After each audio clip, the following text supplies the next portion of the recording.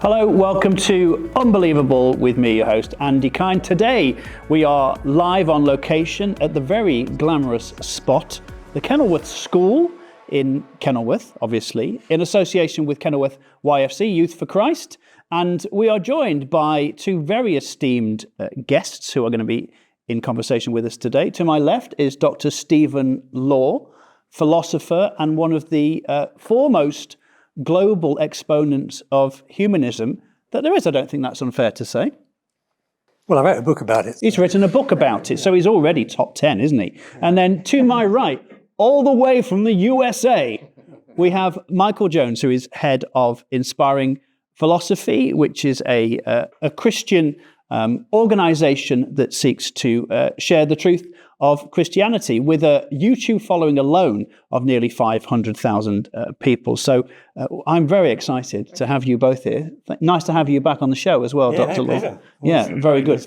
So today's topic is the question, does humanism or Christianity provide a brighter future for humanity? And there'll be plenty of time for discussion and questions from the audience that we have here today. So let's start with you, Dr. Law, first of all.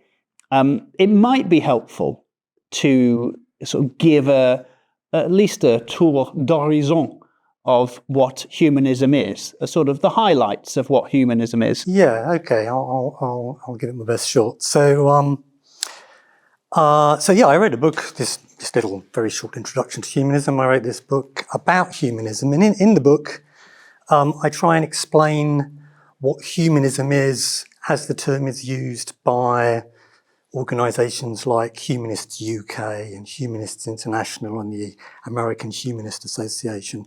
These are basically campaigning organisations. They have political interests. And really, I'm explaining what humanism means in that sense, rather than in a much broader sense. So the word humanism is used in a variety of different ways, and I'm focusing in now on how it's used by these kind of organisations. In America, they call it secular humanism. In the UK, they tend to just call it humanism, but it's the same thing. So I suggest that humanists sign up to basically 7 things. Or typically sign up to 7 things. So the first is that they're typically atheists or agnostics. So they don't actually believe in God. They might sit on the fence, or they might positively disbelieve. They typically believe that this is the only life that we have. There's no heaven, there's no hell. This is it. This is all you get. They tend to place particular emphasis on science and reason. That's not to say that they think that science can necessarily answer every question, but they think that we should apply reason and science as far as we are able to. Nothing should be sort of placed off limits. So obviously a humanist would have a problem with those Bible Belt church signs that say things like a free thinker is Satan's slave, that kind of thing. They're not going to sign up to that. They believe that we can lead significant and meaningful lives even if there isn't a God, and even if you don't sign up to any particular religion. They very often have strong moral convictions, and indeed they often campaign on a number of moral issues, making moral arguments, for example, concerning assisted dying, which is a big political hot potato at the moment, and then faith schools. They'll often argue about the existence of faith schools, female circumcision. Is that morally acceptable? Can you make a moral argument against that? So they're very interested in those kind of issues, and they're often involved in those kind of debates. They particularly emphasise individual moral autonomy, by which I mean they think that individuals should ultimately think for themselves and take on the responsibility for making their own moral judgments, rather than deferring to some external authority, be it your local Communist Party official or imam or rabbi or the Pope or whoever else it might happen to be, secular or religious. No, the onus is very much on you to think for yourself and take responsibility on yourself for making your own moral judgments. And then finally, and perhaps this is the most interesting thing that they focus on, they are political secularists. Secular is an ambiguous term. Sometimes it just means not religious. Okay, so you might say, oh, the United States of America is quite a religious country, so not at all secular, you might say. However, it's much more secular than the UK in the sense that it's politically secular. They have strong separation of church and state in the United States of America, so it's politically a very secular system. And humanists are political secularists. They fight for separation of church and state. And so those are the 7 kind of characteristics that I associate with humanism. Many of these are things that religious people will agree with very often. I mean, lots of religious people are political secularists, for example.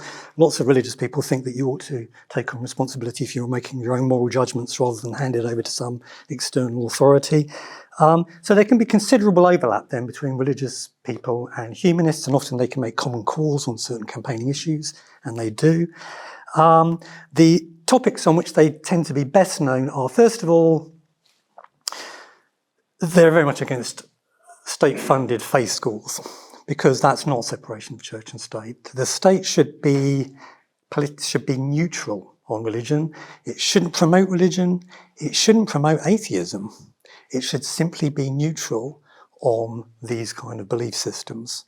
And the state should also protect your freedoms to express your views and to engage in acts of religious worship and promote your religious views, or alternatively, to criticise religious views and be really quite aggressively anti-religious views. It is your right. The state should protect your freedom to do all of these things. So the state has an important role, and it should be neutral. And unfortunately, in the UK, it's not terribly neutral. We have a huge number of state-funded religious schools, not humanist schools, only religious schools, right?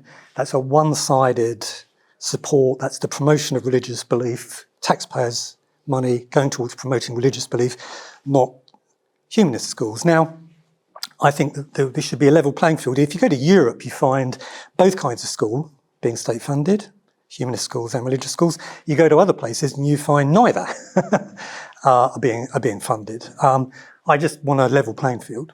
No bishops in the House of Lords. We automatically put religious people in, because they're religious, into our parliament where they can vote on legislation, 26 of them.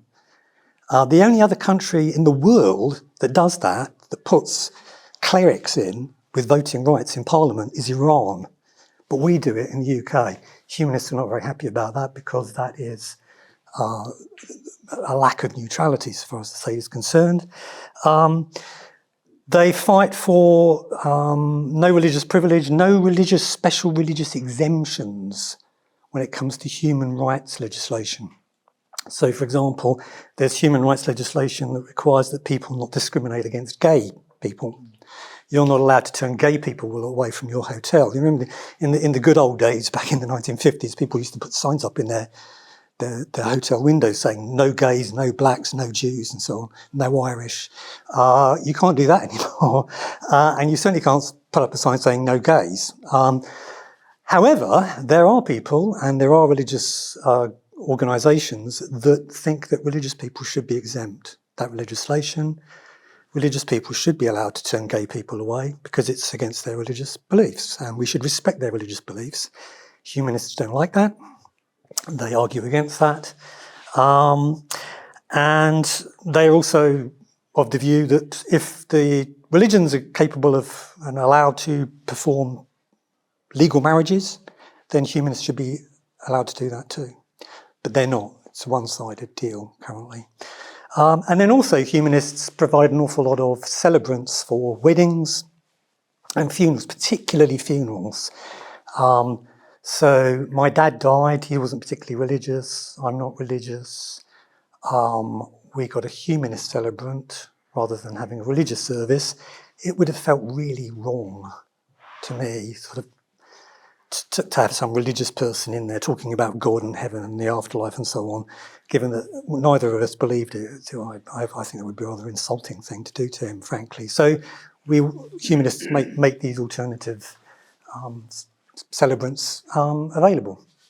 So that's basically what I mean by humanism, and so I'm here to defend it, basically. Apparently, I've only just realised I'm supposed to explain why it's going to lead to a brighter future. Well, we've got plenty of time for that. Yeah, which I wasn't really, to be honest, I hadn't really prepared for that, but I'll wing it. Okay. Yeah, we can get to that. That's a wonderful overview, very helpful overview of what humanism is. We'll turn now to Mike Jones from Inspiring Philosophy.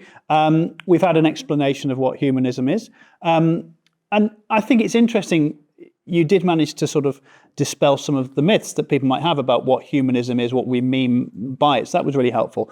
I'm sure at least equally that when people hear the word Christianity, they have images projected into their minds that may not be what you mean when you're defending Christianity. So do you want to give an idea of what it is that you defend when you're defending Christianity? Right. Well, Christianity, of course, is the world's largest religion, probably the most influential over the past 2,000 years. It's the belief that Jesus Christ is the God-man who died for our sins, arose from the dead, and all are called to follow him and give their lives to him. Now, what's more relevant for this topic, though, are what are Christian societies? So this is important because it's often assumed that Christianity leads to theocracy, or something like you'd get in the Middle East with a lot of Islamic countries. And it's not really accurate, and you can sort of see that in the world. You can read people like Edward Grant in The Foundations of Modern Science, or Tom Holland in Dominion, the book Permanent Revolution by James Simpson. Really, Christianity, over time throughout Europe, led to the idea of separation of church and state for a reason. It was very much interested in this idea that there were different powers. There's the earthly and the spiritual powers, and these really need to sort of work together, but they are distinct. And so that goes back to Jesus' saying, render unto Caesar the things that are Caesar's, render unto God the things that are God's. So Christian societies generally started to form these secular cultures, these secular governments, and they were distinct from the religious. And so when we look at Christian societies, what I generally mean is the majority of the people would identify as Christian. Obviously, there's going to be minority groups, but you also have a Christian culture. You'd have a strong separation of church and state in that regards, because Christianity is not in the business of forcing people to convert, although that has happened in the past. We would argue, along with like the monk Alcuin in the Carolinginian era, that's not what Christianity is supposed to be doing. We're not supposed to be forcing.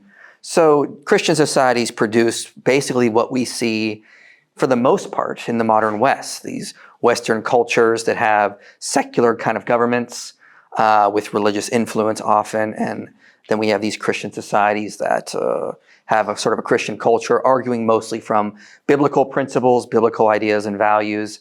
And one of the things I've argued in many recent debates I've had in the States is that this is going to give us a more positive future than what we sort of see as like a breakaway from the traditional Western Christian culture, which we would call secularism or secular humanism, or humanism perhaps. This idea that we can have a lot of the good we got from Christianity without the foundations of the Christian worldview. And I've been arguing that that's probably not sustainable. That doesn't really lead to what a lot of people have hoped for.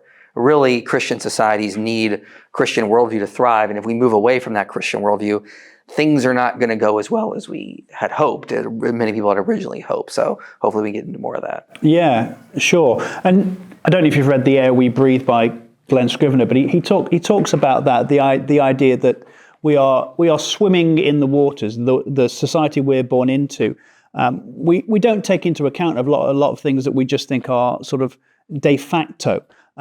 But actually, he argues in the book, and I think you would agree with this, that the stuff we see as normal morally and in terms of how you behave towards people, and a lot of the things like hospitals and universities, we are standing on 2,000 years of Christian history. Do you want to expand on that a little bit, or? Yeah, I mean, there's a lot you could really say there. Christianity did take time to change the ancient cultures of the world. It didn't happen overnight. I remember reading some scholars recently, just reading a book by they're called The Worlds of Medieval Europe, the 4th edition.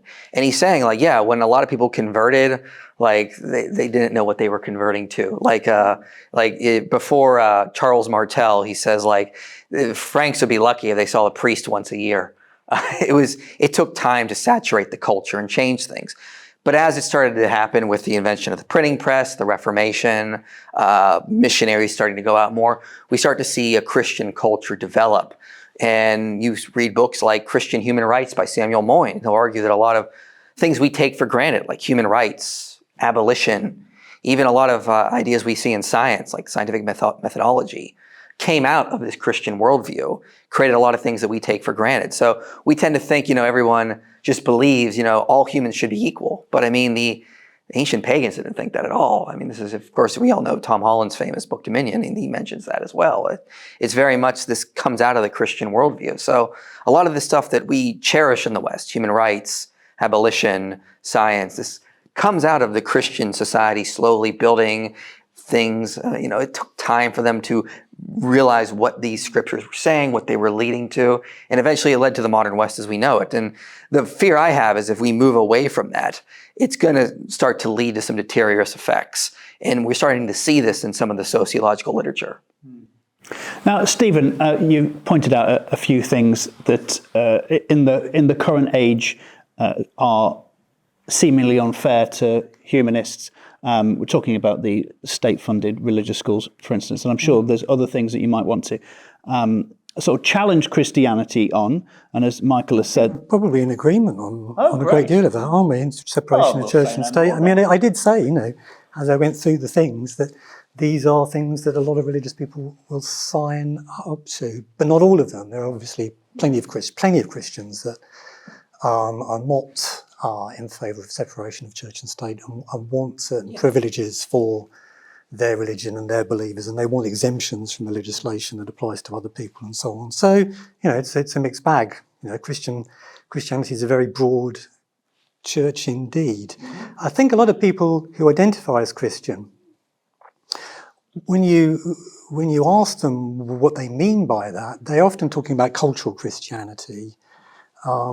What they mean is that they've been raised within a sort of Christian tradition and framework, or have some familiarity with it at least, perhaps because they went to a faith school, say, and they kind of think of themselves as a good person, and they want to be a good person, and maybe they could talk about some values like, do unto others as you would have. So those kind of principles, and so they think of themselves as Christian. But I don't think Mike would think that makes them Christian. I'm guessing that to be a Christian, you need to sign up to a great deal more than that, because actually even a humanist could sign up to all of that, couldn't they? So to be a Christian, you have to sign up to some beliefs about Jesus and God and salvation, and I'm not sure. So there are two aspects to this debate now. Is it true, and is it useful? that's it. Is Christianity true? Well, my view is that it's not. Mike's view is that it is. But there's also this conversation about whether, even if it's not true, maybe, boy, it's really useful. It's kind of provides the moral underpinning for our civilization. And if you kick that away, we're all headed to hell in a handbasket. And this line of argument has become more popular as the arguments for Christianity, the truth of Christianity, have gone into decline. So nowadays, Christians tend to put most of the emphasis on, but if you haven't got Christianity, we're all headed to hell in a handbasket. A moral panic kind of line is taken where you're made to feel a bit frightened of what the consequences might be if Christianity was to start to disappear. And it's, and that's pretty effective, actually. A lot of people go, oh, hang on a minute, maybe I do need Richard Dawkins recently, right, who is no true believer, has recently described himself as a cultural Christian. Why? Because he's frightened. He's frightened of the Muslims, basically. He thinks you need Christianity as a bulwark to prevent the Muslims from taking over our culture and destroying it and undermining it. So this is a new kind of line. You find it coming from Dominion, Tom Holland book, and it's becoming increasingly popular, very popular with some really very right-wing people. Netanyahu is really pushing this currently. Part of the defence of what is going on currently in Israel. Clash of civilizations, So I'm going to give, obviously give you a chance to, but just beware that there are two issues here. Is it true? Is it useful? We can argue about how useful it is. I'm not particularly expert on that, but I just want to separate those two things out to begin with. Yeah, sure. And I just wondered what you thought, Stephen, about the idea that so much that of the air we do breathe is infused with Christianity. How much of the good stuff that we have today do you think would still have happened anyway without the spread of the gospel? It's very hard to say. I mean, I'm not a historian. There are people who argue that a great deal of what was good came out of Christianity. Other people say, no, not nearly as much. It's all being horribly exaggerated by the Christians. It all depends on who you read. I don't doubt for a minute that there are, clearly, Wilberforce, and we can tell a story about slavery and so on. Clearly, a great deal of good did come out of Christianity, but at the same time that people were arguing for these good things, using Christianity as a resource, far more Christians were actually opposed to these reforms, and they were using Christianity as a resource, or what they believed to be it. Biblical texts and so on. So whichever side won, it would have been the Christians or the self-styled Christians that won, that Christianity would have got the credit, because that was just the air we breathe. That was just the way in which moral conversations were had.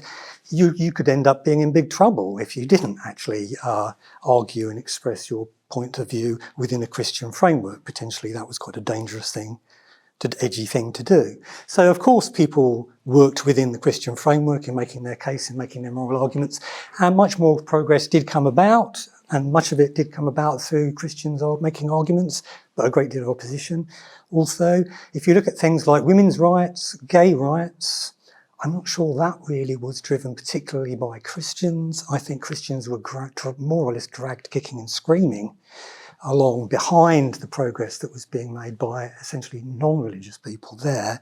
Slavery, on the other hand, I think probably could make a better case for saying that Christians were at the forefront. So I'm not a historian.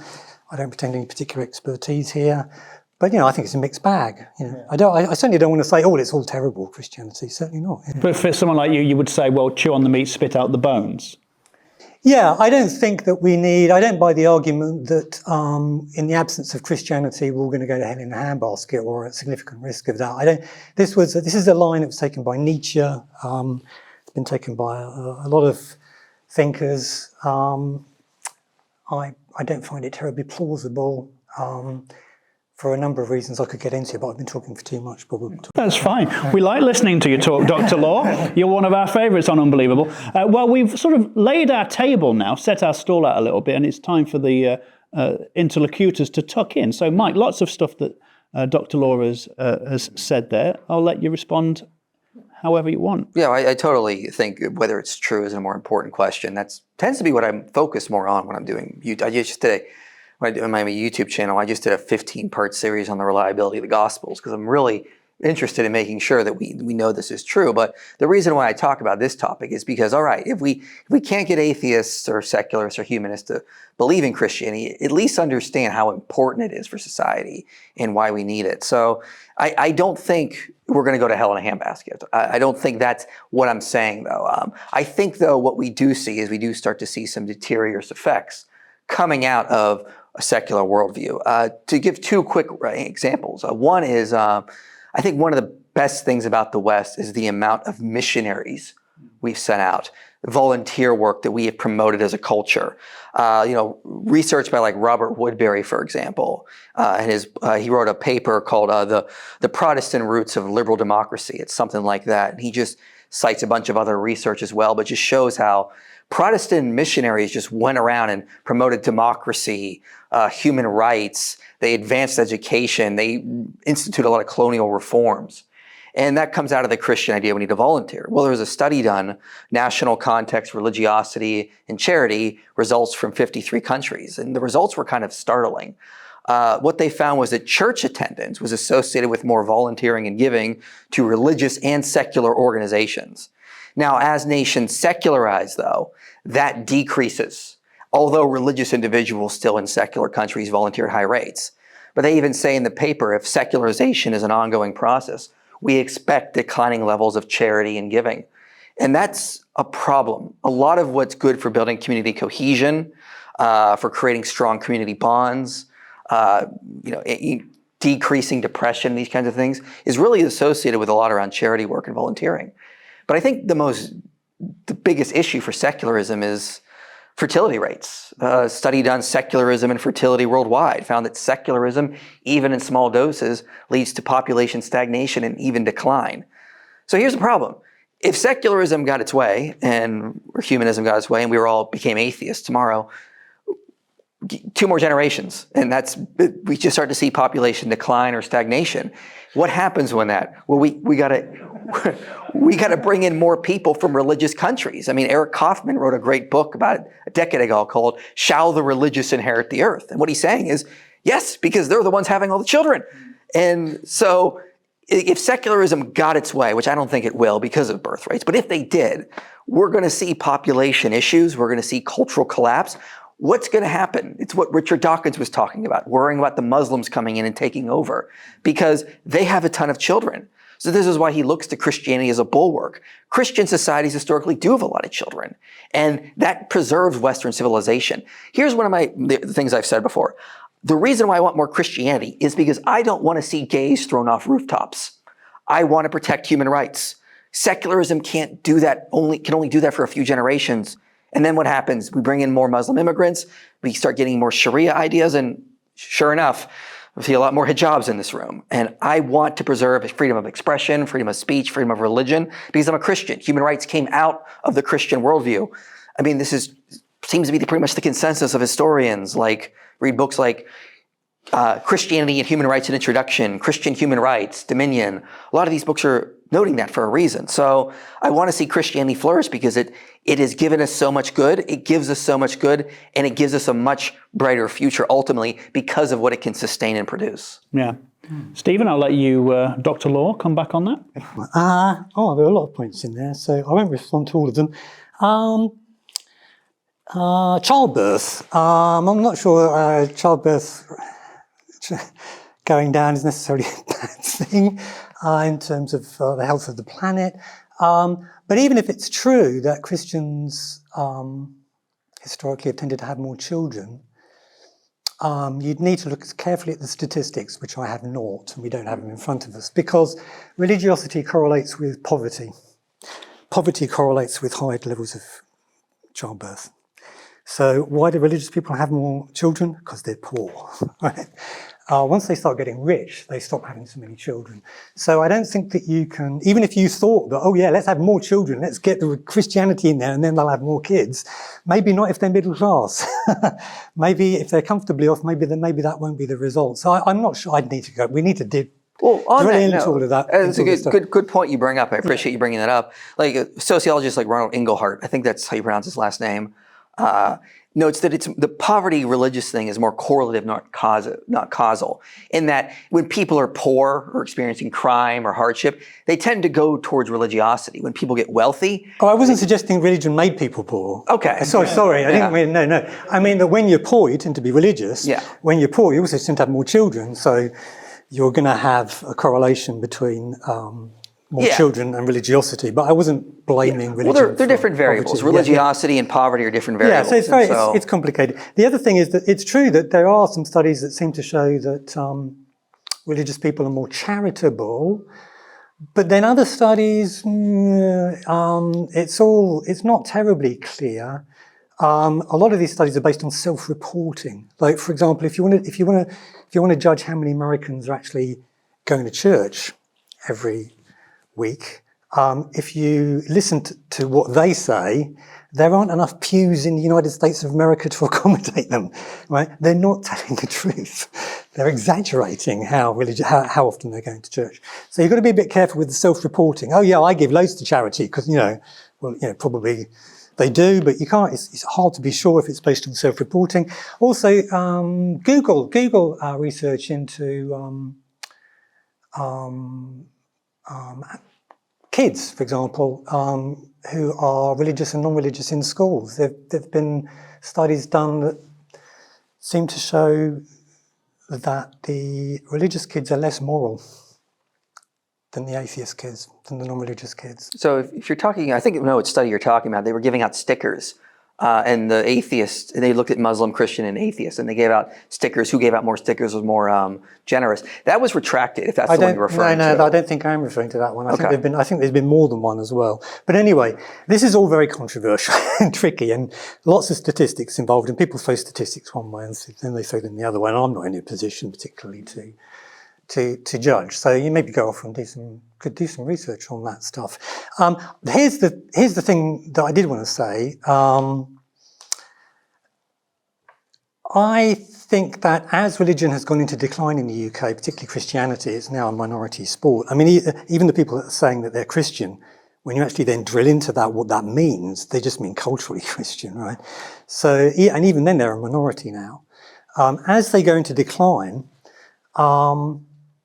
if you say things like, well, our morality is underpinned by Christianity, you're effectively undermining that morality. You're disconnecting it now from. You're essentially giving them life. You're not a Christian. Okay, it doesn't apply to you, morality anymore. And that is a concern. I think that what we should be doing is looking towards justifications of morality, ways of thinking about morality which are religiously neutral. So, and there are plenty of ways of doing that. There are ways of thinking about morality that stretch all the way back to ancient Greece and beyond. The ancient Greeks weren't Christians, obviously. A lot of their thought about morality is not particularly religiously informed at all, doesn't really sign. Similarly, across Asia, much the same levels of morality going up and down in Asia over millennia. Morality is rooted in a system called Confucianism, which is only sort of nominally associated with any form of theism. Certainly not what we call theism, monotheism. So it's just not clear that you need Christianity to provide the kind of underpinning. And in fact, it may well be a very good idea to stop relying on Christianity to provide the moral underpinning, given that fewer and fewer of us are actually Christians, because you're basically saying you have no stake in this morality anymore. It belongs to us, the Christians, and it doesn't belong to you. I don't think this is a healthy. If we're now going to start talking about brighter futures, I think a brighter future comes from thinking about morality in a religiously neutral way now, rather than insisting that it has to have religious underpinnings or it's all going to collapse. I think that's potentially a very dangerous thing to start telling people. And then it leads us on to the question, I suppose, of what we mean by goodness in the first place. And I will ask you, Dr. Lawrie, in a moment about where, as a humanist, you would sort of root the idea of the good. Mike, for you, regardless of the good and bad that's been done by the church and by Christianity, and notwithstanding the fact I'm sure you would agree that people can be perfectly moral, perfectly good without any particular worldview. Absolutely. I imagine you would nevertheless want to say the reason we understand a good, an idea of sort of moral goodness, is because of what's wired into the universe from the beginning. Yeah, well, I mean, let's go back. Let's talk about like the history. Go back to the ancient Greeks and the Romans, for example. A great book by O.M. Baki is called "When Children Became People." I don't want ancient Greco-Roman morality for sure, given how they treated children. The rampant infanticide, the children that were being used in all sorts of horrible places like prostitution. It's absolutely mind-boggling. You'll read that book and the hair on the back of your neck will stand up. And what he notes in the book is it was Christians that started giving value to children. Because they are the image of God, because they have intrinsic value. You talked earlier about women's rights. I mean, Tom Holland talks about this in Dominion. It starts in the Middle Ages because women have inherent rights. Used to be that women were basically the property of the closest patriarch, their father, their grandfather. And the church said, well, no. I mean, Paul said there's neither Jew nor Greek, male nor free, or male nor female, free nor slave. We are all one in Christ. Women have rights. They can choose who they want to marry. And the church started to push romance as a basis for marriage, and they would marry people in secret. You know where the idea of witnesses comes from in marriage? That's a medieval invention, because the women would, I want to marry this guy. Well, we need witnesses because your father won't believe us. So this is where this idea comes from. They started saying women have rights. They have these inherent rights that they need. Even Clifford Bauckham in the Worlds of Medieval Europe talks about women getting a lot more rights that starts to come out of this European Christian tradition. So it absolutely is foundational for how we start thinking about things. And when we start to move away with that, I start to get a little nervous. So there's a political scientist, social scientist named John Compton. He wrote a great book called The End of Empathy. He's coming out with another book called Untethered Believers. He's really interested in untethered believers because he's finding in actual research that untethered believers, the unaffiliated, are voting higher on things like authoritarianism, authoritarian ideas. You know who's voting? And then, so he has 4 categories in the lectures he's given: untethered believers, unaffiliated, atheists, and then organized believers. Untethered believers are voting highest in terms of authoritarianism, followed by the unaffiliated, then atheism. And who's voting the lowest in authoritarianism is organized believers. People who attend church weekly, not just people who claim they do, people like the untethered believers, for example. The atheists are close to that. They're close to that, but they are also extremely high in polarization, according to his work. So they end up pushing people further away, creating more political disputes. Organized believers are lowest in polarization and authoritarian ideas. So we start to see some pretty good things, as like John Jr. noted in his book when he wrote the introduction for Christianity and Human Rights, an introduction, is that the regime of law, democracy, and human rights requires religion. Well, why is that? When we start to move away from the religious foundations for things like rights, where do they come from? Well, they start to think, well, the government can provide and take away what they see as necessary. If rights are sacred, given by God or a creator, the government has a duty to preserve those rights. Its duty is to let God sanctify people. It's the government's job. It's not the government's job to sanctify people. It's God's job. We protect rights and let God carry out his plan. We see this in like the books I've mentioned, as well as Permanent Revolution. This idea that, Christianity is here to create better people. It's a very important institution in society. Without that, you remove that. What's the institution that replaces that? We start to get government to sort of step in, but then as we start to see in some of the literature, it starts to move in authoritarian directions. Researchers in the US were surprised. There was the Stroop study of 2021 was looking at something called Christian nationalism. This idea that we need this authoritarian Christian government to sort of like enforce Christian values. They were shocked in the study that it's coming from the least churched individuals on the right. The reason why, as they were saying, is that when people on the right move away from traditional Christianity, they keep a lot of the religious symbols and they reinterpret them in political ways, in terms of like a political religiosity. So it's no longer traditional Christianity, as Philip Gorski said, loose from its religious mooring. Christianity floats further from its ethical tether in the direction of secular messianism. And that's a problem. We want people to go to church because they worship God, not the political leader, not the secular ideology or the political ideology. I see that as a problem. So again, I think the sociological research is revealing some very interesting data that we need to take into consideration. I'd love to look at some things like what Dr. Law was talking about with a secular morality, but I think when you get into human psychology and how we are wired, we need underlying foundations for why we ought to be moral, for why we ought to do the right thing. Secularism or humanism, well, it's because it's the right thing to do. It's a lot different than saying it's because the creator of the universe died for you and therefore he commands you to pick up your cross and follow after him. He wants you to be good because he's using you to create a better world. Be a part of that process other than you're a collection of cells, you're going to live about 70 years and, do what you can to help those people around you, and then you're eventually going to die. I think that's a much better basis. Now, one final thing I want to say before I jump back to you is I'm not saying secularism leads to hell in a handbasket. I'm just saying Christianity gives us a brighter future. You can talk about good things with secularism, but what's going to give us the better future? It's clearly Christianity. It has a much better foundation, a much better overarching story, and much better way to motivate humans, as we see in the data on what missionaries have done around the world.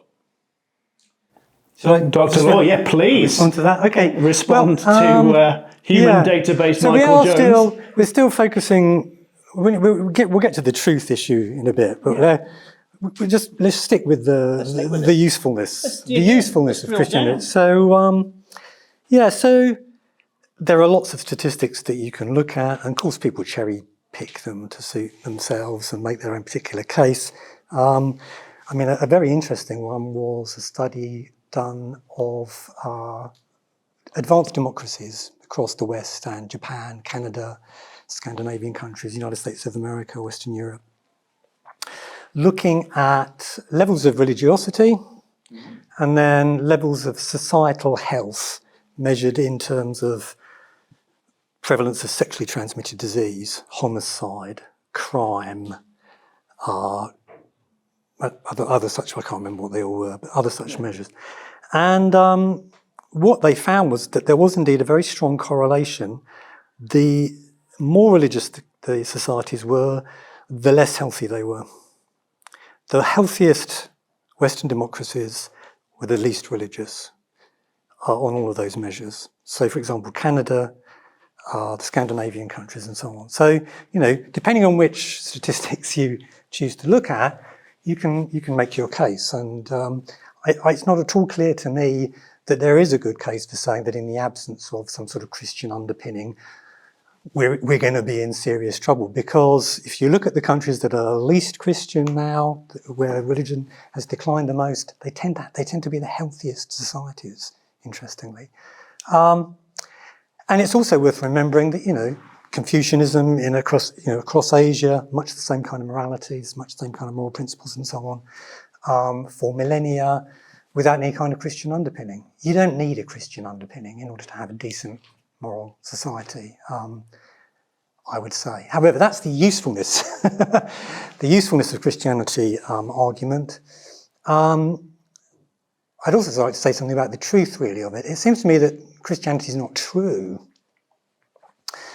And if it's not true, then you probably ought not to be making it the foundation of your society. You don't really want to build your society on a lie, even if you do get some benefits in terms of maybe less crime or people will give to charity more and so on. So I'll just can I say a few things about that? You can. And then we'll probably have a short break. Okay, yeah. I think that feels appropriate. Yeah. Okay, so in order for Christianity to be true, a whole series of things need to be true.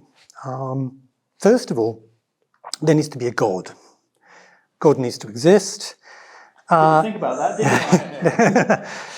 you? No God, no Christianity. So this is a necessary condition of being a Christian. You believe in God.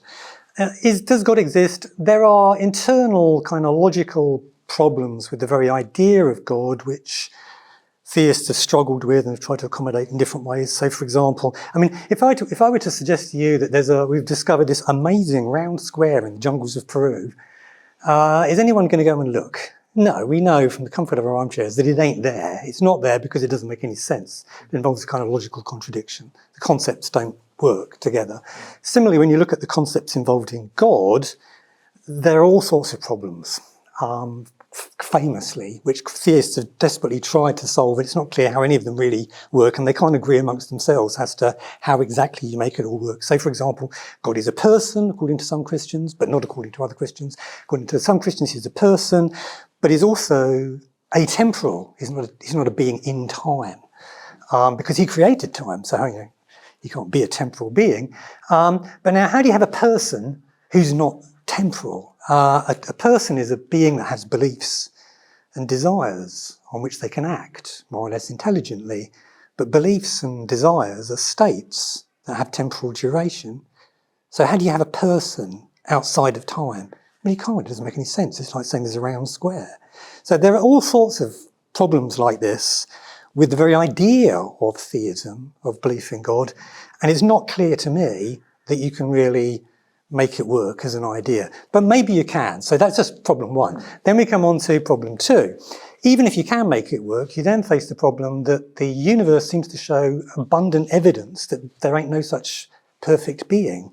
There are, for example, hundreds of millions of years of animal suffering. Literally beyond your comprehension.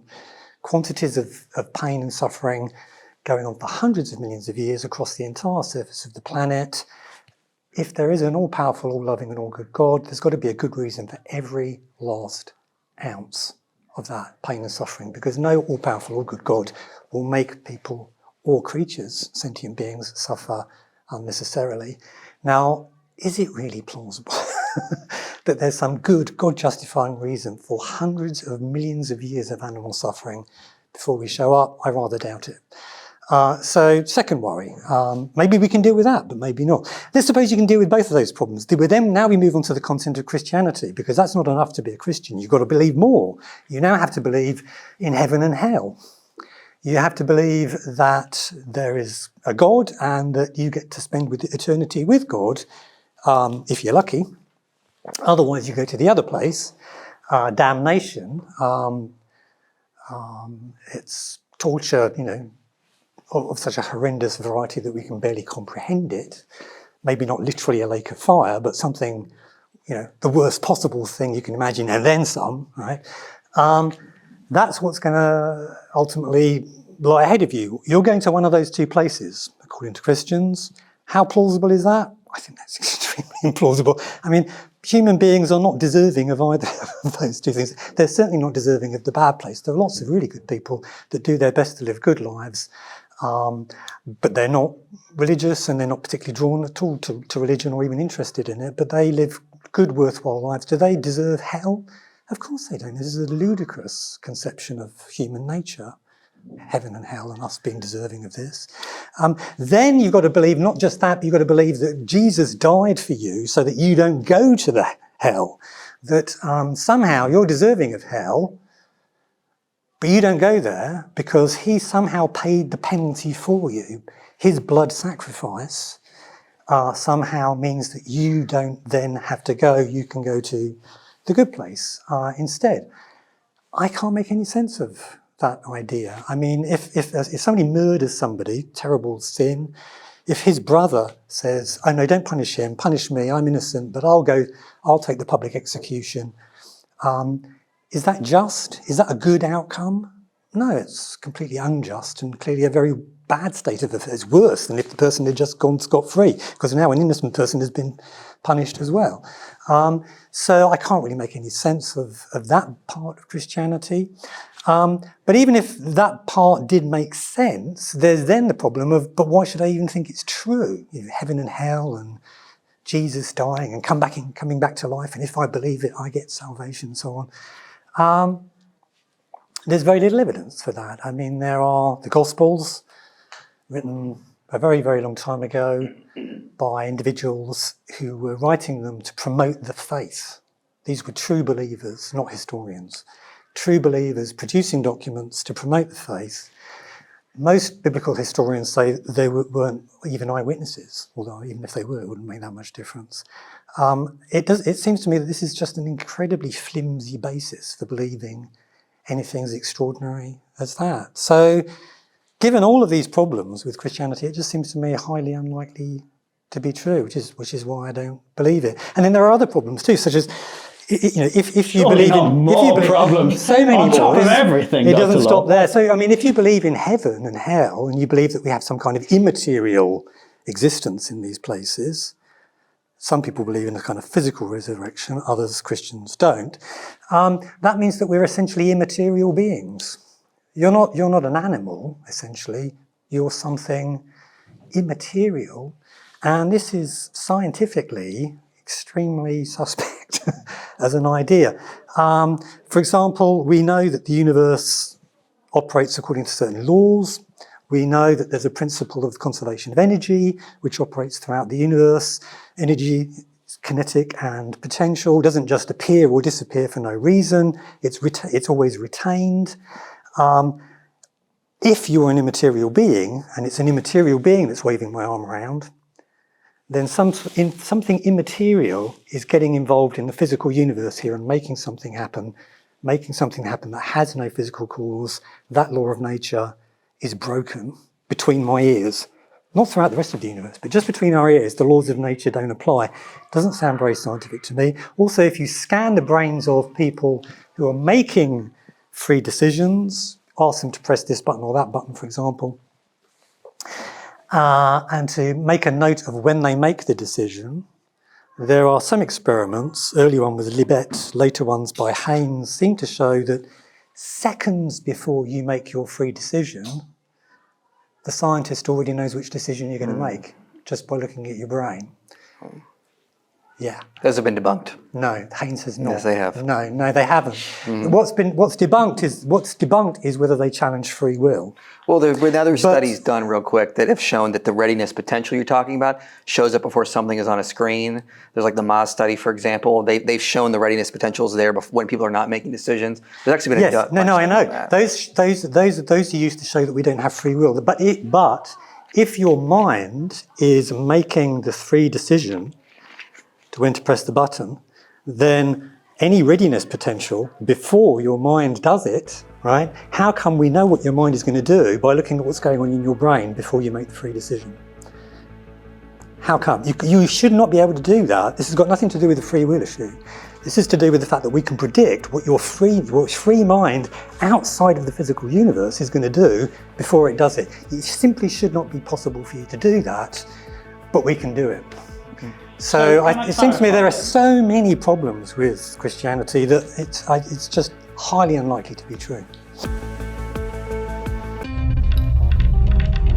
Pretty much universally, social science suggests that many of the institutions that we hold dear that shape us, that provide us social support, a huge amount of this used to happen anyway inside of these traditional religious structures, and there really has been nothing to replace it. It's amazing how quickly ostensible deontologists transform before our very eyes into utilitarians on this question. We're talking about what the self is here. I mean, atheists believe in the self. Everybody believes in the self. Well, no, that's not. I mean, that I find difficult to believe. Why would an atheist believe in the self? The self is a series of non-deciding mechanisms. The arguments against God are fairly compelling, and I think the arguments against atheism are fairly compelling. The difference is that most people who believe in God have expressed doubts, and a lot of people who are atheists tend to be more religious in this way than many of the people who are God believers. If people listening agree with me that free will in fact doesn't exist, and simultaneously agree with you that free will is somehow necessary for the upkeep of civilization, then I would simply ask them to consider who's relying on the delusion here. This show does seem to have an extraordinary capacity for putting me face to face with people that I've been talking smack about online, so thanks again.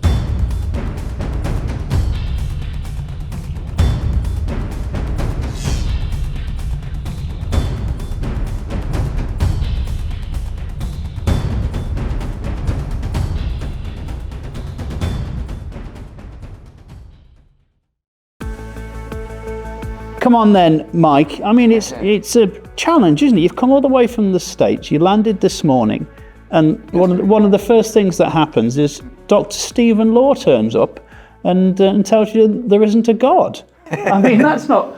Welcome to the UK. Not very gentlemanly, was it? Yeah. So well, if I come back, I'd love to have a debate on, or a conversation on if God exists. Yeah. I have some interesting data I'd like to talk about from quantum field theory, for example, and the implications of it. Yeah. So, yeah, there's... Not looking forward to that, are you? Yeah. I mean, there's a lot you brought up. I appreciate it. I'm not going to be able to get to everything. Anyone knows I have a YouTube channel called Inspiring Philosophy. I have videos on there like, does God send people to hell? The problem of suffering, a Christian response. The problem of evil, a Christian response. So there's a lot of really good logical explanations. I've argued that if Christianity is true, we would expect evil and suffering to exist. These are not problems for Christianity. They're expected. To touch on some of the things you brought up there, you mentioned the Libet experiments. I mean, there's been a lot of data challenging that. There's a study that was done called analysis of choice yielding task yields a new interpretation of the Libet experiments. And what they did in this study was they had subjects sit in front of a computer screen and they just flashed on random shapes. And when they saw the square, they'd have to hit the button. They'd see the readiness potential building up even before the square would appear on the screen. They were saying the readiness potential had nothing to do with choices being made. Even Benjamin Libet, who ran the experiment, said this has nothing to do with free will or the agent. He said free will is really free won't.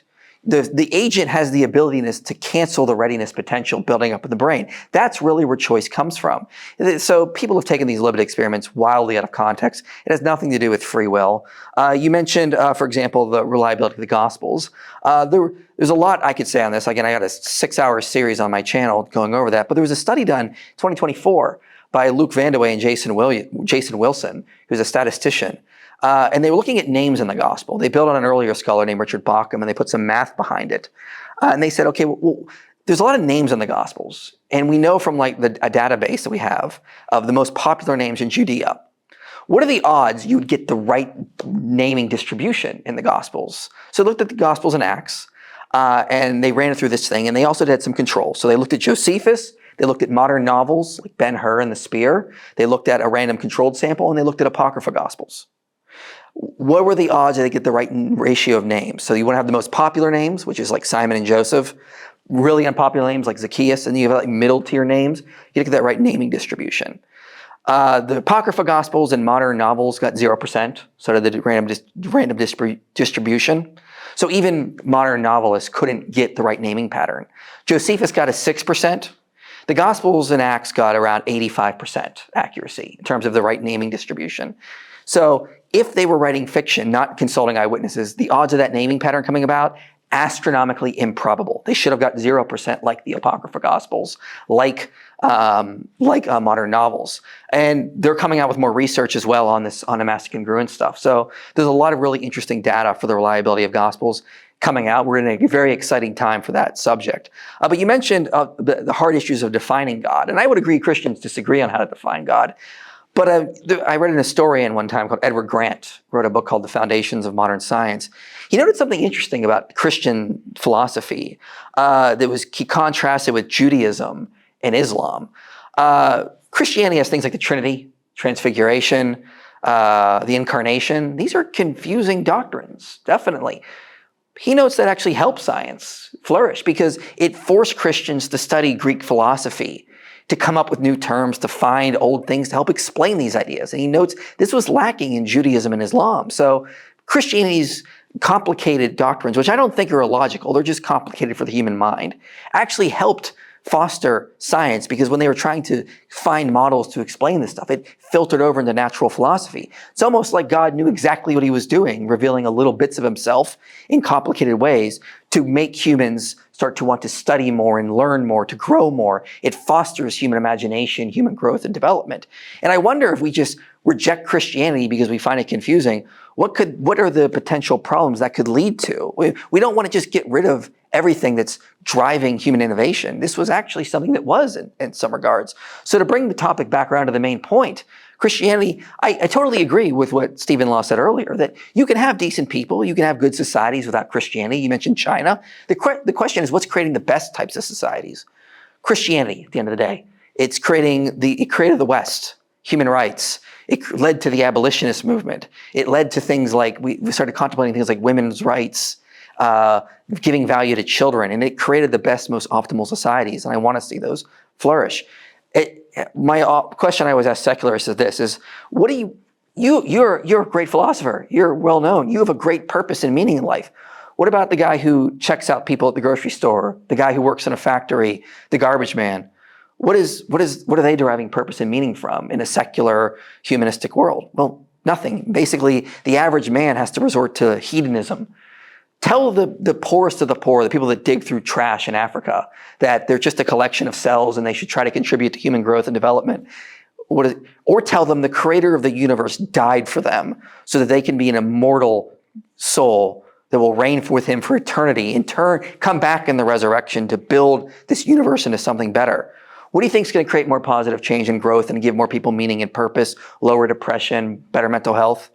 The story of Christianity does motivate people, and it has for thousands of years for a reason. It led to so much change and so much growth, and I don't want to see that go away. Yeah. So obviously you preface what you just said by saying you'd like to have a debate on whether God exists. Obviously the question isn't here, does God exist? Is Christianity true? Mike obviously believes it is. I think we've gathered that Stephen probably doesn't think that.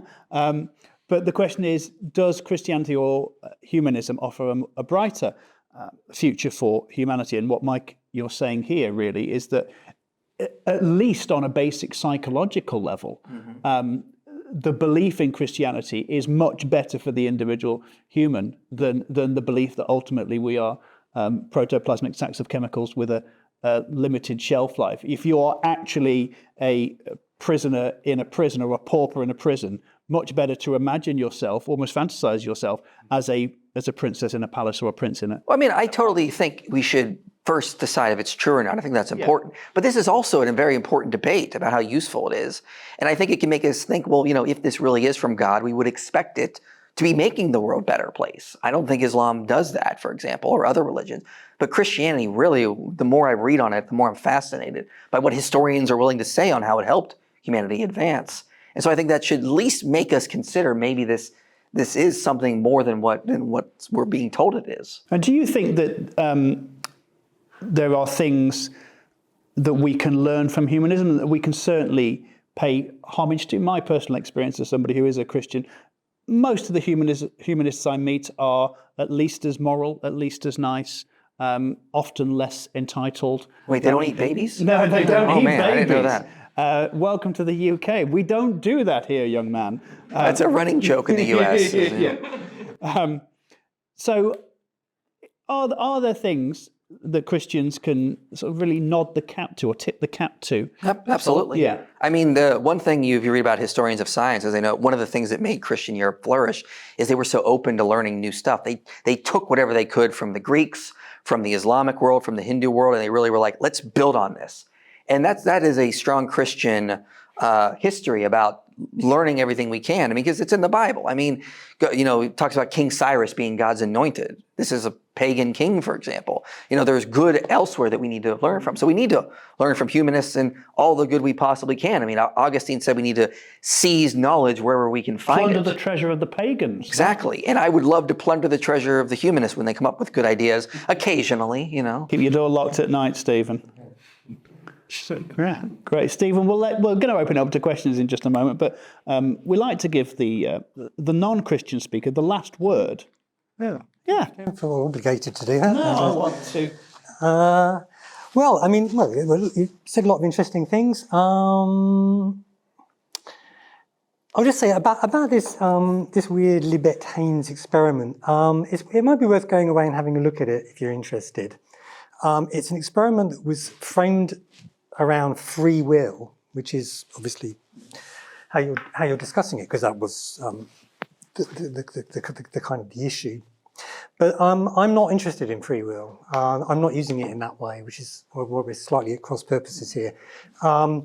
The problem is a problem not for free will, but for the thought that your mind, which makes a free decision, is outside of the physical system and somehow comes in and makes something happen in your brain.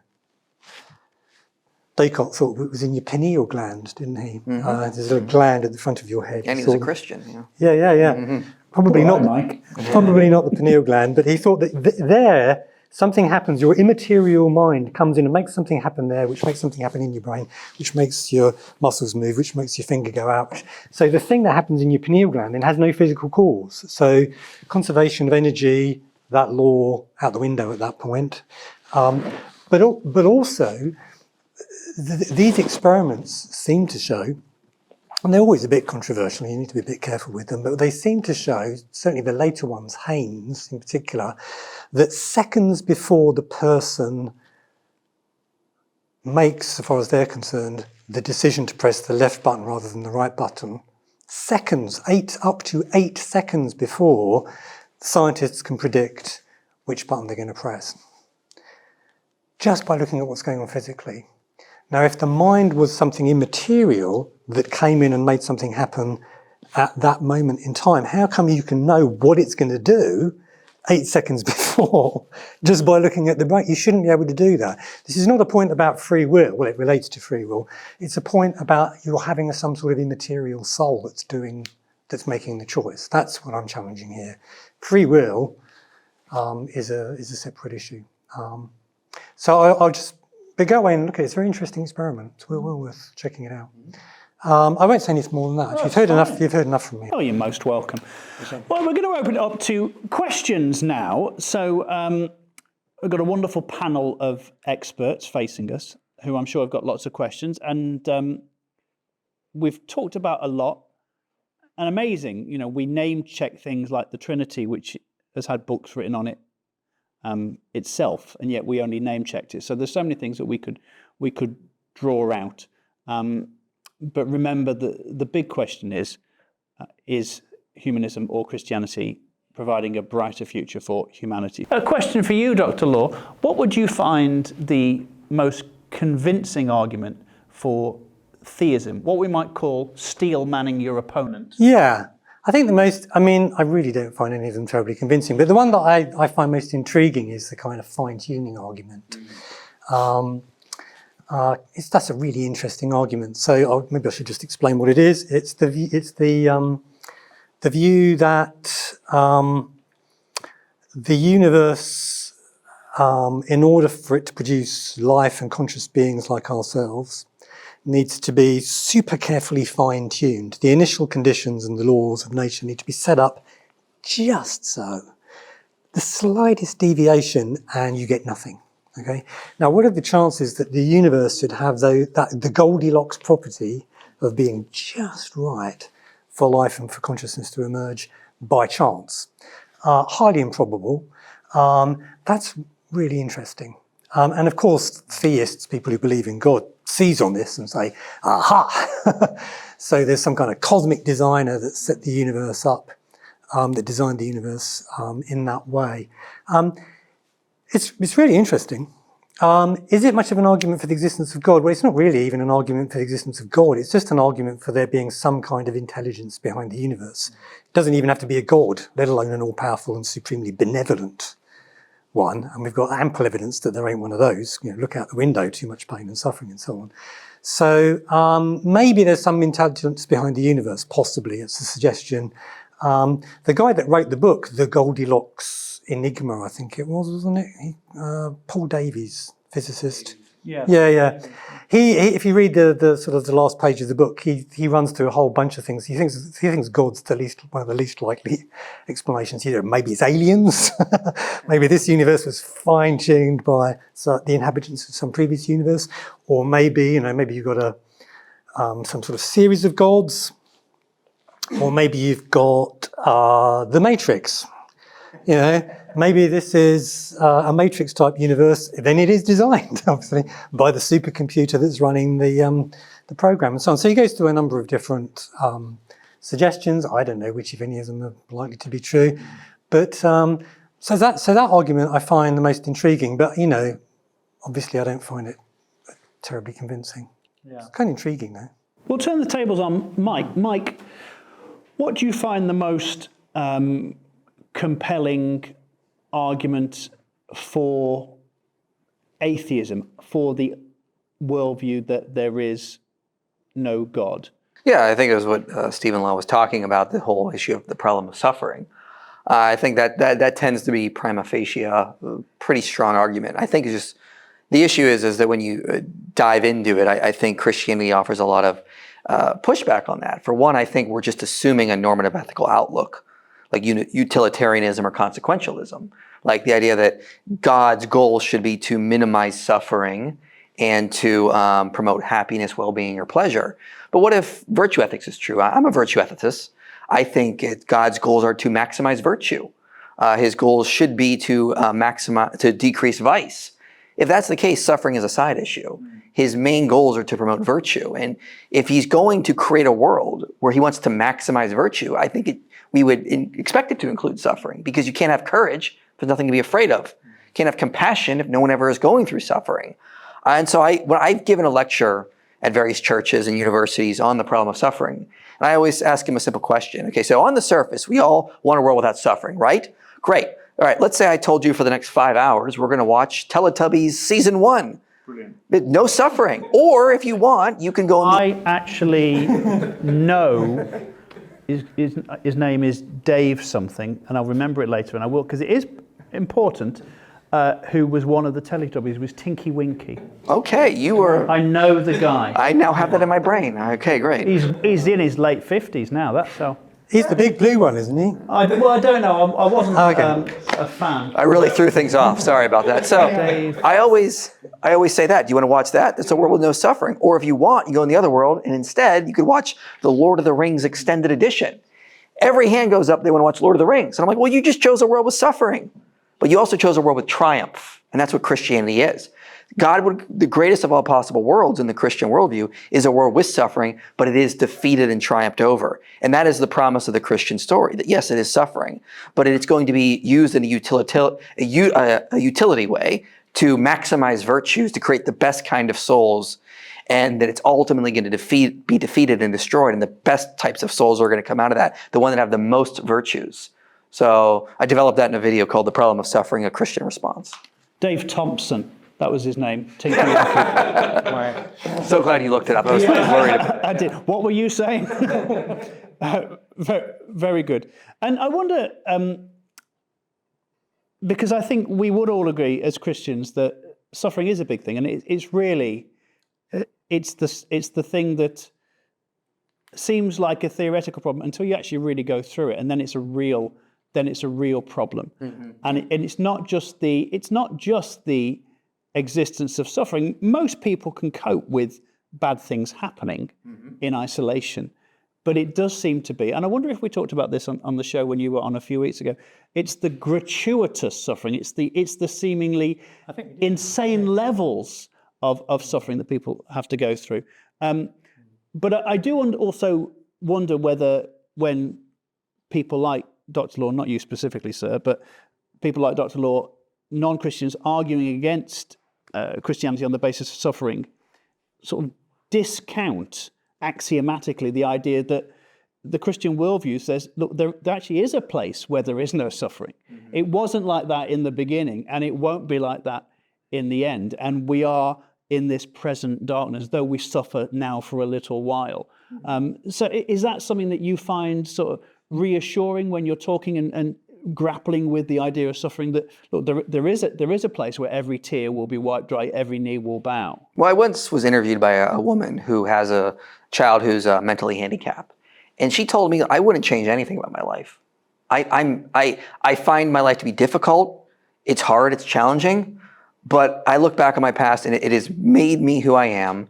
It is. I think my child is beautiful. I think God is doing great things through her, and I wouldn't change anything because so much good is coming out of this that I don't think would have happened if I did not go through this. And I think that's how God thinks, is like, I'm creating the best kind of souls, the most virtuous in the long run, that are going to experience the greatest possible world where there's triumph. And I think that's what we would all expect. I mean, people vote with their feet. That's why we choose those kinds of books, those kinds of movies. We don't like evil, but we do want to see evil defeated. And I think God has the same mentality. And that's his promise. Everything will be justified. Everything will be put in place. Everything will make sense. And when we get to the end, I mean, now, of course, then we have to question if Christianity is true or not and go on that. But that is an internal critique, and that is how we deal with it internally in Christianity. Great. So we've got a question about women's rights directed towards Mike. Very eloquently articulated question as well. So Mike, women's rights, there are passages in the Bible, such as Paul writing to Timothy, where he says, I do not permit the women to teach.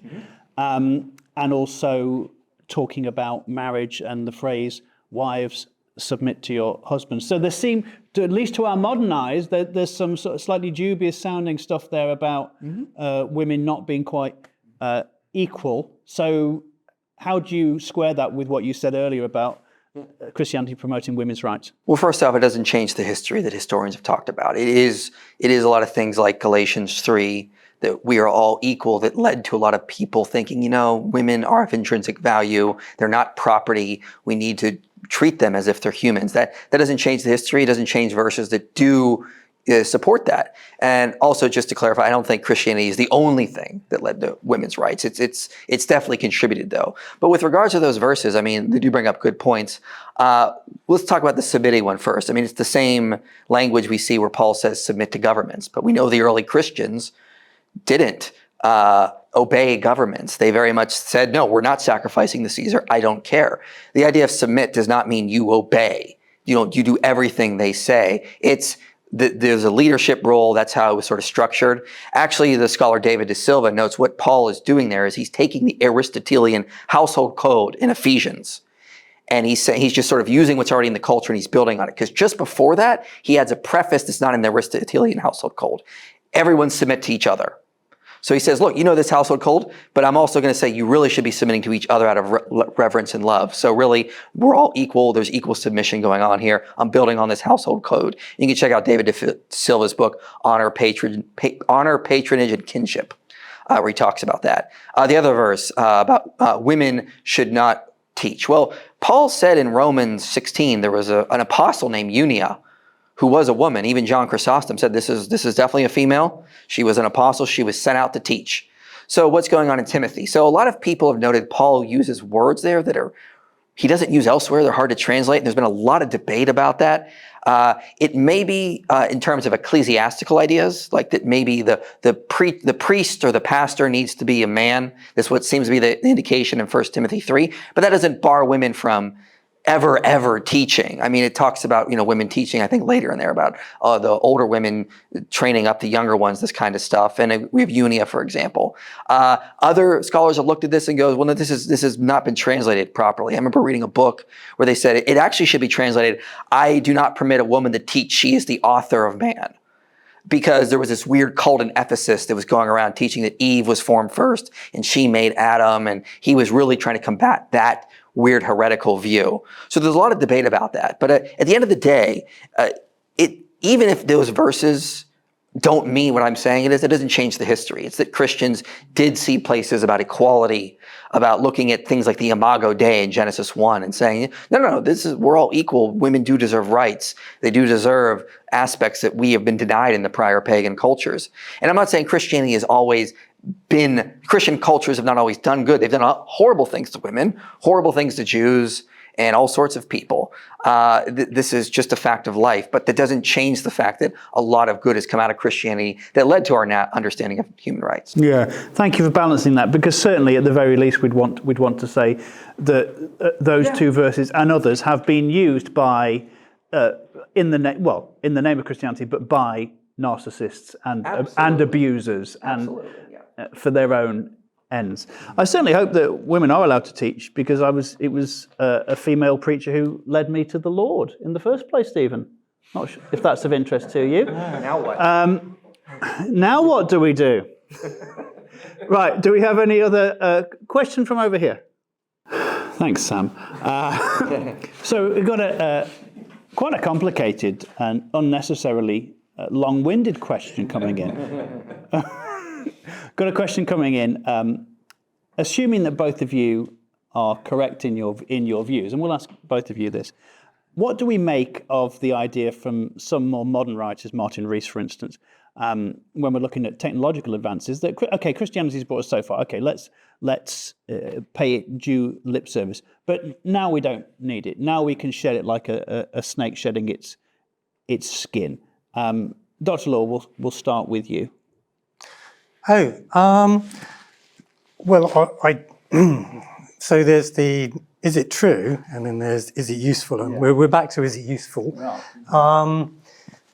It's not true. Maybe it's still useful though. And then you might say, well, we need Christianity to help us deal with all of these future risks and problems that are going to arise. I really don't see why. I mean, I've already mentioned the fact that when you look at across Western democracies, those that are healthiest tend to be the least religious. Those with the least problems with abortion, sexually transmitted disease, homicide, crime, political corruption and so on. Those measures of societal health, turns out the societies that do best are the least religious ones. I'm not suggesting that it's religion that makes them bad. I'm not suggesting that at all. I'm just pointing out that this assumption, which it is, it's really just an assumption for the most part. It's not terribly well supported. This assumption that you need Christian values. Without Christian values, it's all going to get really bad and we're not going to cope, we're going to struggle. It's just not really borne out by the evidence. That's the end. Oh, wow. Screen faded to black quicker than I expected there, Dr. Law. Michael Jones. Yeah, this idea that we can just move on from Christianity is just not true, just from the mere aspect of fertility alone. As I've said, secularism does not produce the adequate birth rates to continue on a culture for multiple generations. Now, I agree some of the secular nations look great right now. That has more to do with variables like wealth and geography, cultural aspects. But let's see what secular cultures, if these cultures stick around for another 4 or 5 generations, what are they going to produce? I mean, like it took time for Christianity to saturate and change the culture. We should not just jump on the gun. See, secularism is fine. It's been fine for 2 generations. Well, hold on. Let's give it some time here to see what actually comes out of it, because because we're seeing lower levels of volunteering, higher rates of authoritarianism, lower birth rates, higher rates of suicide and depression. And these are tells about what could possibly come about. Which is, all of these statistics, they're statistics, people cherry pick them and so on. The thing is that when you point to these pretty well established facts about levels of societal health and religiosity across the Western democracies, the fact that actually the unhealthier societies tend to be the most religious, the response that you get, say, for example, the former Bishop of Oxford Richard Harris tried this, and various neoconservatives in the States say, oh, it's because you're running on the religious capital. It's like the fumes in the tank, right? You've depleted the Christianity, but you're running on the fumes, and you'll wait a couple of 100 years' time, it'll all turn to shit. Now, what's the evidence for that? There is none. It's just a thing that they've cooked up in order to deal with the fact that the evidence contradicts what they're saying. It could be true, but there's no evidence to support it. On the face of it, it does appear that we can do perfectly well without religion, and in fact, many people do perfectly fine without religion. Many societies do perfectly fine without religion. China did perfectly well without religion for a very long period of time.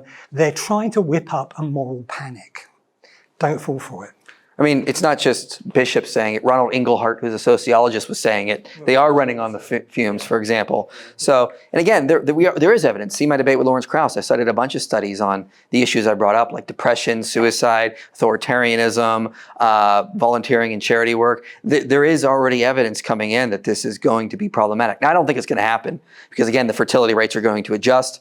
And as Eric Kaufman notes, the future is religious because they're the ones producing the children. So that just is going to, it's a self-correcting mechanism is what I tell people. But I mean, I do worry about the technological aspect you were talking about there, because if technology keeps increasing, we're going to see things like male birth control or, AI girlfriends, and then fertility rates are really going to plummet. And we should really be worried about that if we want to continue on human culture. And people might say, well, that might be a good thing because we're decreasing the population of the planet. But humanity is so imbued in the environment now. Like, for example, Asian carp were introduced to the Mississippi River. Humans are the ones keeping them in check now, preventing them from destroying the last, the species that are there. If humanity decreases, that could lead to some problems. We're actually doing a lot of things around the world now to help the environment that we actually are necessary for. And you decrease the population a little bit. If you need like 30 people to man this factory and you only have 25 now, that's going to decrease production. You're going to have to draw from other resources. Less for space race, less for technological advances when we got to grow food. We need to keep this thing going. I don't think people realize how much of an important issue this is when it comes to fertility rates. It's not just decrease better. We're so imbued in the environment and the culture because of the things we produce. We have to maintain certain rates so that we keep producing these types of things, keep pushing out things like environmental causes. If there's less people, there's less money for that, there's less people to volunteer for that. Everything will fall apart in a chain reaction. Wonderful. Time for a couple more questions, perhaps. Yes, question over here. Okay, so a question about sort of the hot potato topics in our society. How would each of your respective worldviews be best placed to secure a bright future for same-sex attracted people, transgender people, and women? I think you should start with Mike this time. I'll start with Mike. Yeah. I was just looking at you because that's how my neck naturally falls. Yeah, great question. For one thing, we need to remember our Christian heritage. What came out of Christianity was the separation of church and state, the idea of human rights, the idea that everyone should have rights even if we disagree. So the idea is that, because of these things, because gay people, women are the image of God. And even if they don't choose God or choose Christianity, they still have rights from their Creator. That is in the Bible. They still deserve to that equal treatment, regardless of who they are. And it may not be as explicit as we like, but it definitely comes out of the Christian tradition and Christian teachings. So I'd love to work with humanists on that to assure that kind of stuff.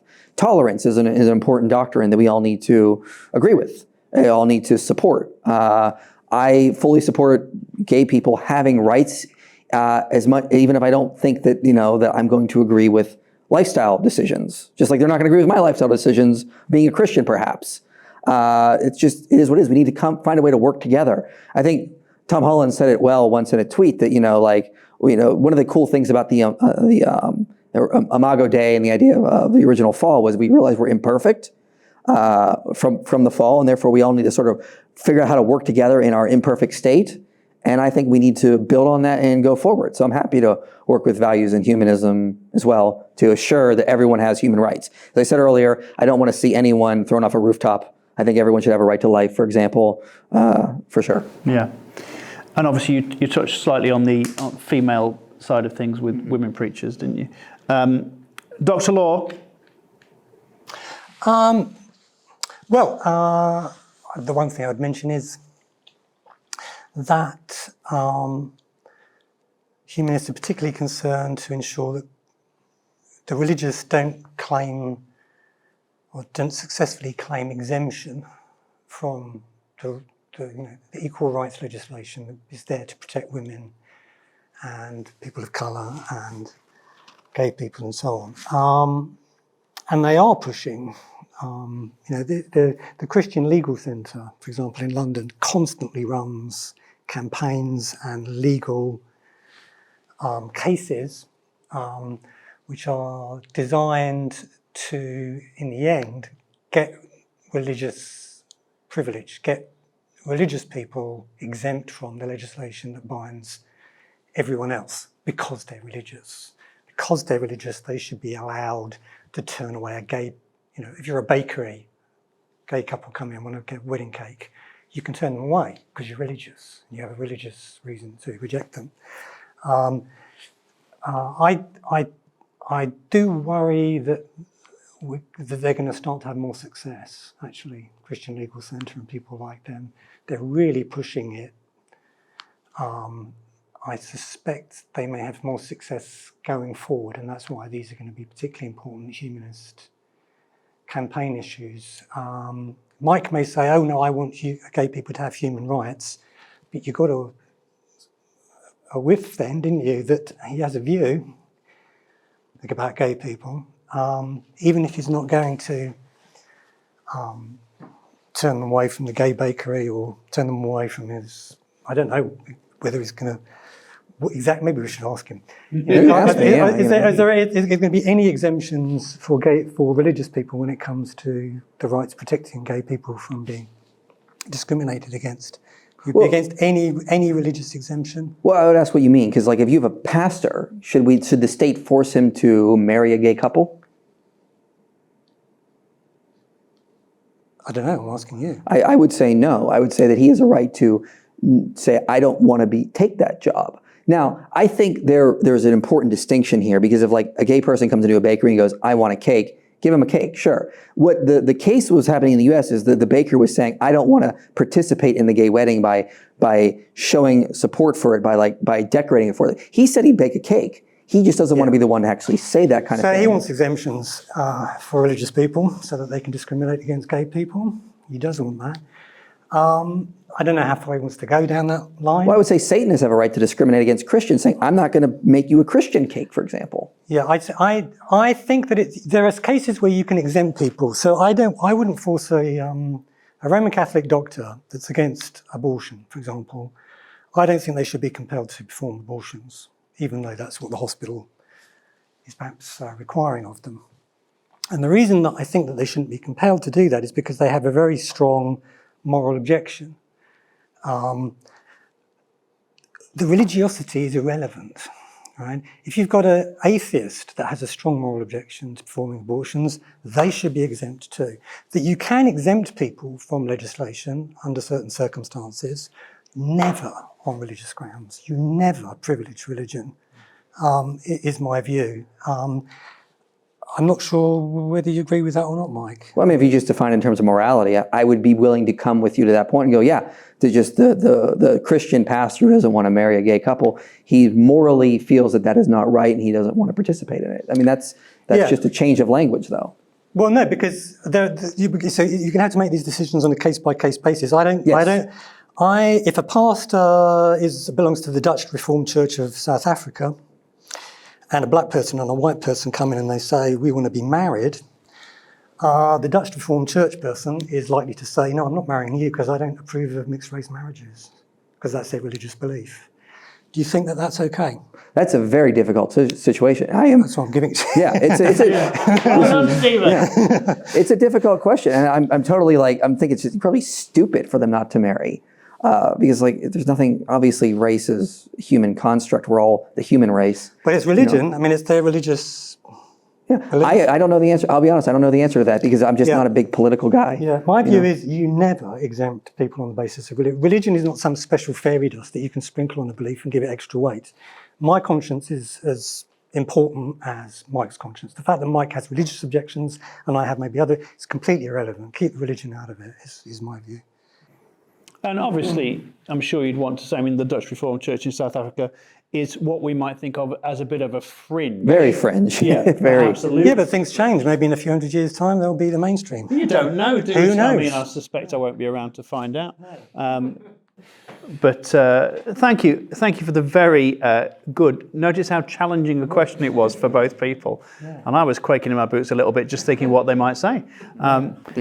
Okay, so our final question is about Islam, and Mike was saying earlier in the debate, talking about the things that Christianity has helped to advance. The suggestion from the audience is that there have been things that Christianity have hindered, Mike, whereas Islam have encouraged advancements in areas such as medicine. So just wanting to kind of restore some parity there, challenging you on the question of whether Islam or Christianity, which is not the debate, but how do those two compare in terms of allowing positive advancements for humanity? I'm so glad you asked. I'm about to give a lecture on this at a conference in a couple of days. There's a lot of misconceptions about this history. Yes, the Islamic world helped advance science, but it also hindered it. We have this misconception about the Christian Dark Ages where they hindered science. It's a myth. You have John Philoponus very early on in I believe the 500s or 400s. You know that experiment we all think where Galileo went up top the Leaning Tower of Pisa and dropped a light and a heavy object to the ground. They both fall at the same speed. Well, John Philoponus did that in his day and age. He was challenging Aristotle then. There were advances being made in the study of philosophy and science throughout this period. When it comes to the Islamic world, there's a great book by Toby Huff called The Rise of Early Modern Science. Islam did help science, but it also hindered science in a lot of ways. One of the things was medical advances. They made medical advances, but they had a huge hindrance, as they did not allow dissection. Meanwhile, in Christian Europe, dissection, you got it. In fact, they started dissecting pigs and then bodies. It opened up this entire new world, the study of anatomy and medical advances, all hindered in the Islamic world. They were not allowing that at all. Very, very few dissections were ever done, and they were not really allowed or accepted. Islam really put forward, Toby Hefner talks about this in the book, Islam really put forward this idea that these are what we call foreign sciences, and you have the Islamic sciences. Those are supreme. Allah gave us the great book, the Quran. It's a perfect system, and only as long as the foreign sciences help is it useful. So develop trigonometry, so we learn which way Mecca is, so we know its direction to pray. Beyond that, we don't need it. We don't need it. Whereas in Christianity, as Edward Grant and Toby Huff talk about, this is that they allowed it because they had the separation of church and state. They allowed science to develop into its own institution. It can grow, it can go crazy, study all sorts of types of things. It's not just for helping the religion like it is in Islam. So yeah, Islam had a golden age where they were advancing, and then by the 1300s, there was a shift that started to happen because they used the foreign sciences as much as they could to help them in their Islamic practices, and then they just stopped using it as much. And they moved on. Meanwhile, Christian Europe, they took what they learned, they kept building on it because we're studying God's creation. These are great things. Dissection, yes, study all these things. Christianity has something that Islam doesn't, which is the fall of humanity. And historians of science are pretty much in agreement on this. That helped give rise to the scientific method. Because if we're flawed, we have to keep doing repeated experimentations to verify results. Therefore, you get the scientific method. They didn't have that in Islam. So a lot of what we know about modern science came out of Christian Europe for a reason. It's stagnated in the Islamic world for a reason as well. Well, that's all we've got time for on this episode of Unbelievable. We've been discussing the question, does humanism or Christianity provide a brighter future for humanity? It's been absolutely spectacular, if you don't mind me saying, with my wonderful guest, Dr. Stephen Law. Wonderful to have you back, and very much a firm favourite on Unbelievable. And first-time caller, Mike Jones from Inspiring Philosophy, all the way from the USA. Enjoy the rest of your time in the UK. Thanks for doing so well. Both of you, from me and all the team at Unbelievable, thanks for watching. Tune in again. There's lots more content on our website, premierunbelievable.com. And we'll see you again at some point in the very near future. Bye-bye.